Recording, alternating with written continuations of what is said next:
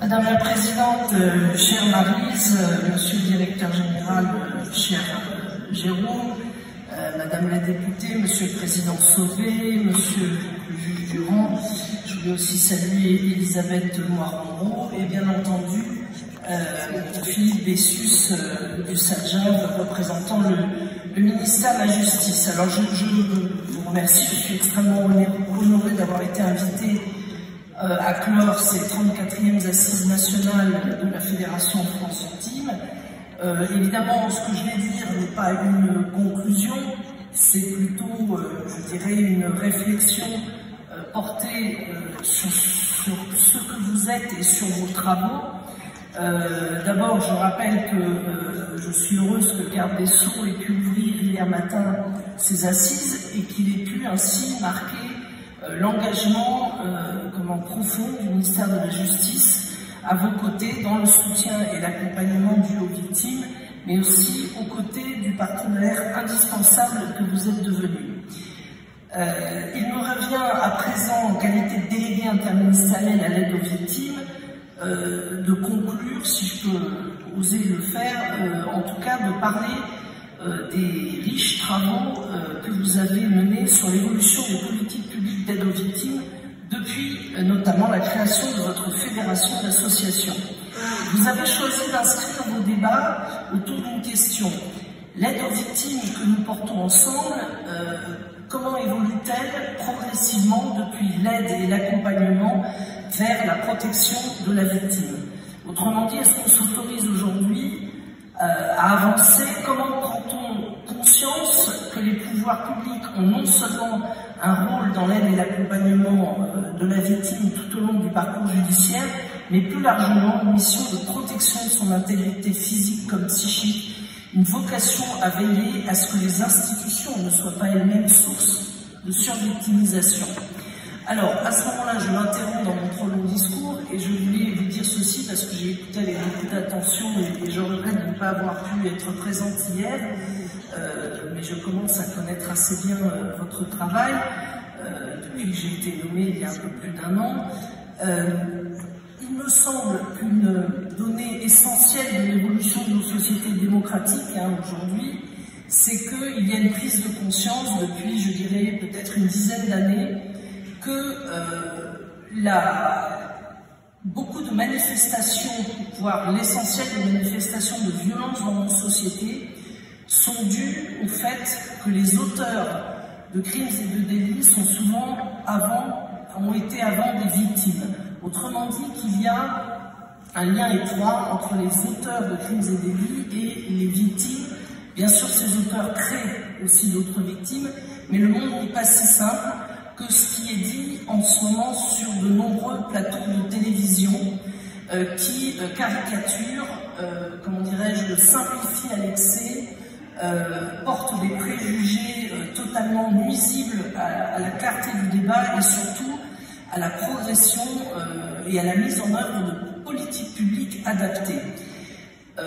Moi, j'ai eu une autre vie avant d'être déléguée interministérielle. J'ai été successivement militante et salariée associative pendant des années. J'ai été membre d'ONG et ensuite j'ai été élue locale. Et je me souviens très bien que dans ces deux milieux-là, j'ai été confrontée, comme vous tous et toutes, à des enfants puis des adultes qui avaient été victimes de très graves abus dans leur enfance et qui étaient devenus ou qui étaient tout simplement des personnes elles-mêmes auteurs de très graves abus.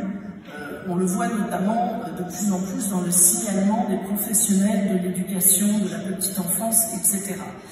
Nos sociétés démocratiques ont un devoir impérieux de mettre fin à ce cycle de reproduction de la violence en étant capable à la fois de l'identifier le plus précocement possible et de, même s'il faut se méfier des tendances y compris dans la prise en charge en totalitarisme, hein, attention à ne pas systématiser, mais il faut à la fois détecter, il faut signaler, il faut prendre en charge le plus tôt possible et il faut évidemment en permanence se remettre en question et progresser, monter en compétence dans sa façon de travailler, imaginer les outils adaptés, adapter les politiques au territoire, prendre en compte les bonnes pratiques, c'est-à-dire faire émerger les solutions aussi du terrain, parce qu'on le voit bien, on imagine bien qu'en Nouvelle-Calédonie, ça ne peut pas se passer complètement comme à Paris, et inversement,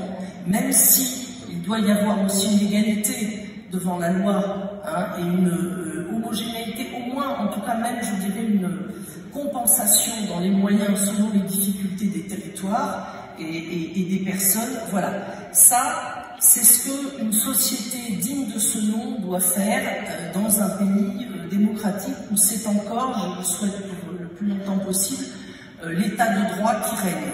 Voilà.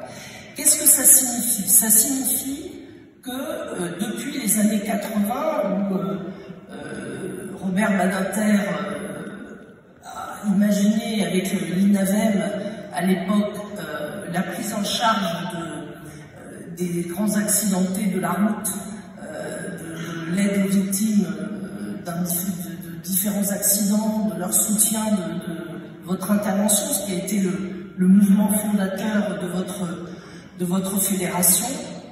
Depuis les années 80, on a compris que, en fait, dans notre pays, pourtant démocratique, pourtant développé, pourtant riche, se commettaient chaque jour des crimes de masse à bas bruit, dans le silence notamment de l'intimité des familles, et que, excusez-moi, c'est le côté trop comment dirais-je, émotif, et que, par exemple, dans la classe de mon fils qui a 13 ans, il y a 28 enfants, il y en a au moins 2, actuellement, sur les 28, au moins 2 qui sont victimes de crimes très graves, c'est-à-dire qui sont soit victimes de violences intrafamiliales, soit d'inceste, soit encore pire, il y a même des cas, vous le savez, de prostitution d'enfants par leurs propres parents, par leur entourage proche. Très souvent, les choses les plus épouvantables peuvent venir de parents proches. Nous savons aussi aujourd'hui, et ce sont des progrès qui ont été accomplis grâce notamment à votre travail, nous savons que les victimes peuvent être complices de leur victimation, c'est-à-dire qu'elles peuvent être sous emprise, elles peuvent être dans le déni, que l'enfant souvent est protecteur de ses parents, y compris des parents maltraitants, que contrairement à ce qui se dit aussi, je vais dire des choses difficiles, notamment pour les associations féministes, et je suis une militante féministe universaliste, que non, la mère n'est pas toujours un parent protecteur, et non, les mères ne sont pas toujours dévouées ou bonnes aux enfants, que elles-mêmes ont pu être d'ailleurs victimes de maltraitance qui les ont conduits à adopter des postures maltraitantes, mais ce n'est pas non plus systématique. Bref, notamment parce que vous travaillez, vous comptez au sein des magistrats, des avocats, des juristes, mais aussi des psychologues, des médecins, vous savez que le réel est extrêmement complexe et qu'il ne peut en aucune façon être résumé tel qu'il est résumé aujourd'hui dans les débats politiques sur les plateaux, parce que beaucoup de gens disent beaucoup d'âneries, et surtout, si on les écoutait, ça amènerait à une défaite totale, à la fois de l'état de droit, mais surtout de tous les outils, de tous les travaux que vous avez et que nous avons menés depuis des années pour améliorer les choses. Aujourd'hui, et c'est pourquoi les travaux de la SIAZ et de la CIVIS sont fondamentaux, il est établi désormais que non seulement il y a des crimes de masse qui se commettent, mais qu'ils se commettent avec la complicité, soit active, soit passive, mais la complicité de certaines institutions. Et quand je dis la complicité, c'est en premier lieu la capacité à détourner le regard, à ne pas voir, à étouffer les choses, il y avait un hashtag récemment qui n'était pas de vague dans l'éducation nationale, c'est la peur de dire, et c'est vrai que c'est parfois justifié parce qu'il y a des lanceurs d'alerte qui ont été punis d'avoir lancé l'alerte. il y a des gens qui ont pratiqué des signalements, ils avaient raison de le faire parce qu'ils avaient, si ce n'est des certitudes, en tout cas de gros doutes, et ça s'est retourné contre eux. Donc ça, c'est déjà un premier point qui pose problème.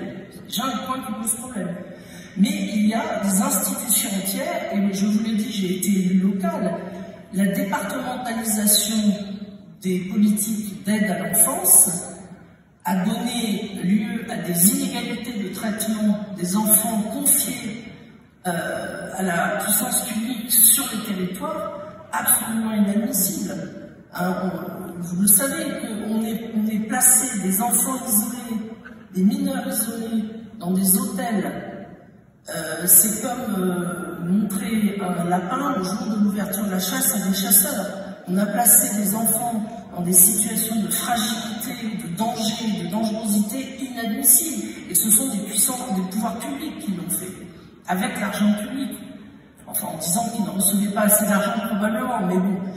Tout ça, ce sont les constats qu'on fait aujourd'hui. Alors, il ne faut pas céder, je dirais, au désespoir et ne pas se laisser envahir, déborder par ça. Il faut travailler ensemble et vous êtes un partenaire indispensable de la puissance publique et notamment du ministère de la Justice. Vous êtes le premier partenaire, votre fédération, pour déployer des politiques à la fois d'évaluation, et on vous demande de plus en plus d'ailleurs des évaluations de tous ordres, et je sais que ça complique votre travail, mais il faut évaluer correctement, il faut identifier le problème, il faut l'analyser, il faut préconiser les bonnes solutions, et il faut monter des partenariats locaux adaptés dans le cadre des outils adaptés.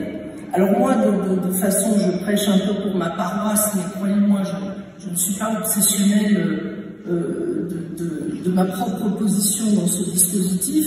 Il se trouve que le décret qui fonde la DIAV, en 2017, lui a confié la coordination, notamment des politiques publiques d'aide aux victimes, et la coordination des dispositifs des comités locaux d'aide aux victimes. Vous avez appris que récemment, le Premier ministre, je crois le 7 septembre, a signé une circulaire dans le cadre de la gouvernance territoriale du Grenelle des violences faites aux femmes pour demander à ce que, notamment, pas seulement, mais notamment les comités locaux d'aide aux victimes soient réactivés d'une certaine façon ou activés comme l'outil de déclinaison des politiques de protection des femmes victimes de violences. Ce qui est clair, c'est que votre fédération, vos associations jouent déjà un rôle, mais ont un rôle particulier à jouer au sein de ces comités locaux, notamment dans l'activation d'outils importants, et vous en avez parlé tout au long de ces 2 journées d'assises, les outils que sont la médecine légale, les UMJ, les UAPED, les partenariats à construire avec à la fois les ARS, l'éducation nationale localement, mais surtout les FSI, les forces de sécurité, avec le ministère de la Justice. Évidemment, vous savez que les CLAV sont co-présidés par le préfet et le procureur de la République. Et dans ce cadre-là, vous pouvez compter sur moi pour vous aider sur l'ensemble du territoire français, dans les 105 CLAV qui sont déjà fondés, qui ont été installés depuis 2018.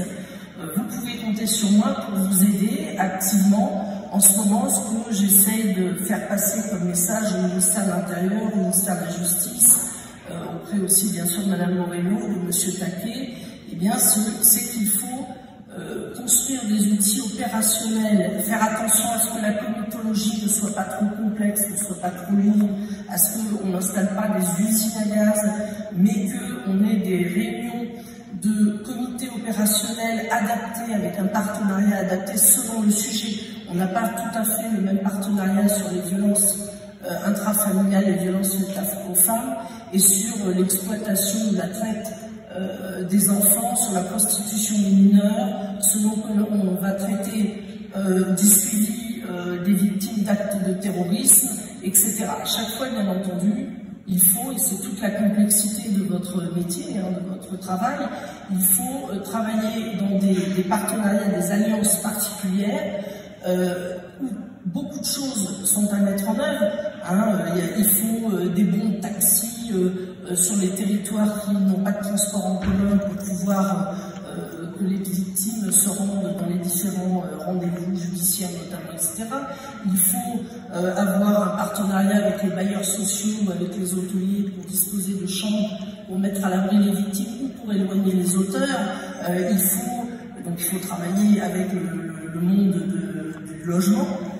Il faut, on l'a vu récemment, il faut aussi bien sûr travailler avec des associations plus spécialisées que les vôtres, par exemple dans certains domaines, je ne sais pas, du soutien psychologique. Alors je vous rappelle que je suis la présidente de l'Assemblée Générale du Centre National de Ressources et de Résilience, et que dans le cadre du développement des politiques publiques d'aide aux victimes, l'État français a créé en 2019 ce CN2R qui depuis s'est décliné en 15 centres régionaux du psychotrauma, dont l'objectif est de mettre en place à la fois des politiques d'amélioration de la ressource. Vous savez mieux que moi qu'on manque cruellement dans ce pays de psychiatres et de psychologues cliniciens spécialisés dans le psychotrauma. Donc l'idée est d'en former davantage, l'idée est de travailler de faire travailler ce CN2R sur des travaux de recherche dans les domaines que vous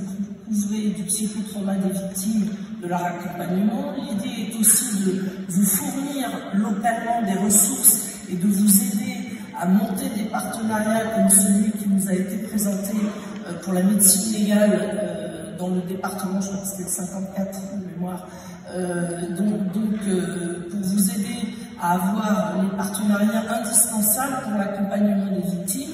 Et pour tout ça, vous pouvez évidemment compter sur ma délégation, sur le ministère de la Justice, mais aussi, je crois, sans vouloir parler à leur place, le ministère de l'Intérieur, le ministère de la Santé et les ministères de Mme Moreno et de M. Taquet sont aussi extrêmement investis. Je sais, encore une fois, je suis bien placée pour savoir que la coordination de tous les acteurs n'est pas une mince affaire et que parfois vous-même, vous êtes pris, tiraillés entre des divergences de point de vue entre les différentes bureaucraties, sans parler des questions budgétaires, évidemment, mais pour autant, globalement, les choses vont dans le bon sens, et c'est en partie, c'est pour ça que je vous en remercie, grâce à vous. C'est-à-dire que la prise de conscience généralisée des pouvoirs publics sur le fait qu'il ne faut pas se contenter d'aider les victimes ou de les accompagner, mais qu'il faut, et c'est ce qu'ont dit le président Sauvé et j'imagine le juge Durand, mais qu'il faut mieux prévenir la survenance du fait et dès la survenance du fait intervenir le plus rapidement possible pour éviter, je dirais, l'installation du psychotrauma, pour éviter aussi que dans les démarches judiciaires, s'il y a procès, dans les investigations, les enquêtes, il y ait revieillissance, il y ait survictimisation et surtraumatisme. Tout ça est quand même quelque chose qui est en train d'infuser largement, d'ailleurs, désormais depuis plusieurs années, contrairement à ce que j'entends dans les médias, il y a à tous les niveaux de formation de la gendarmerie, quels que soient les grades, et de la police. Il y a des formations généralistes sur ces sujets et les officiers de police judiciaire et les unités spécialisées reçoivent des formations supplémentaires. Il y a évidemment la formation initiale, mais aussi des formations en continu sur ces sujets qui sont de très bonne qualité et qui d'ailleurs font appel au partenariat associatif. Et il y a aussi une prise de conscience parmi les pouvoirs publics. Très clairement, je vais m'arrêter là, très clairement, je suis inquiète d'une chose maintenant, c'est que les travaux de la CIVIS et de la SIAZ donnent lieu réellement, parce qu'on a créé d'immenses espoirs chez les victimes. Je ferai tout avec vous, bien sûr, ce qui est en mon pouvoir, pour que les victimes qui ont osé, si j'ose dire, prendre la parole, et ça a été très douloureux pour certaines, et pour la plupart d'entre elles, et sortir du bois et sortir de longues années de silence, il faut absolument qu'elles aient une prise en charge adaptée et durable dans le temps. Voilà, je vous remercie beaucoup et bravo à vous pour tout ce que vous faites. Merci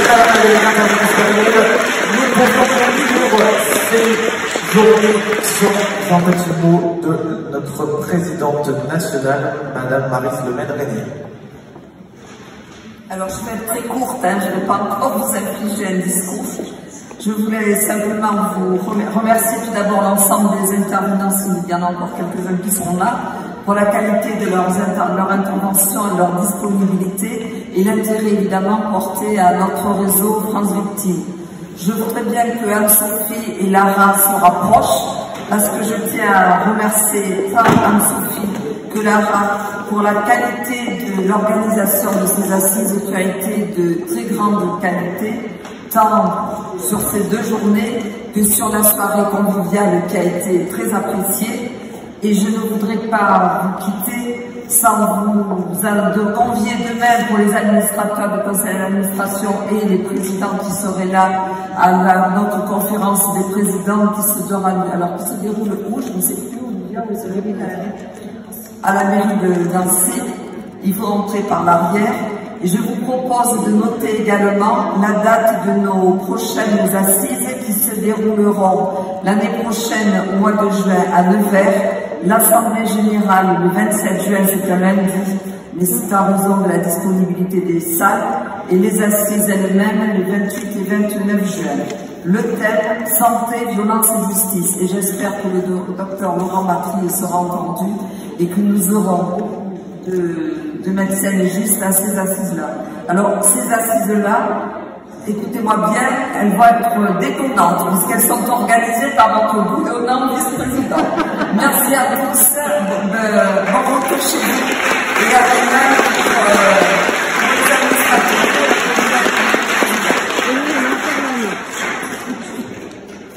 Alors ça ne se fait pas protocolairement de reprendre la parole derrière la présidente.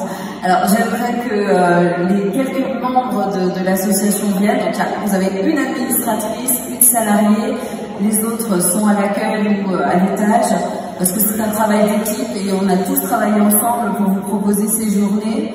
Et puis vous avez contribué à notre réussite. Alors, et puis Lara, notre directrice, qui a aussi, pour ceux qui sont anciens dans France Victimes, savent que nous avons changé de directrice au mois de juin. C'était la meilleure période pour prendre des fonctions, gérer l'organisation du congrès. Donc vous pouvez applaudir cette équipe qui a fait un super travail.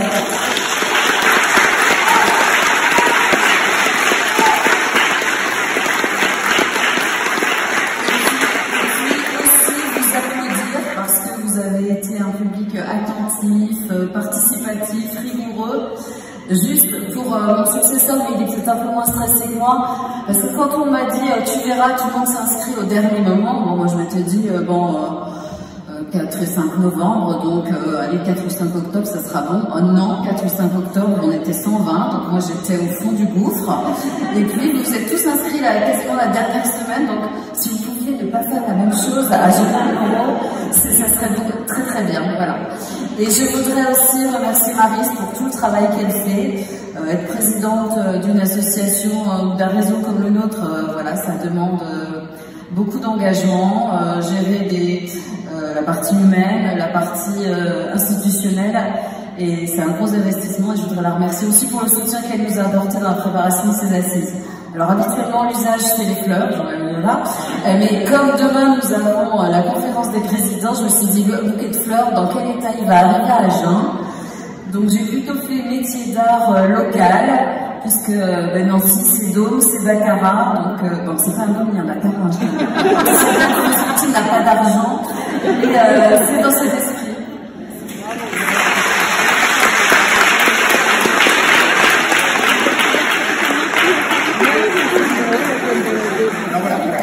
On va partir le prochain au nom de la fédération. Anne-Sophie, un grand merci pour ce que tu as fait. Félicitations. Et puis voilà, toutes les fleurs pour cette journée.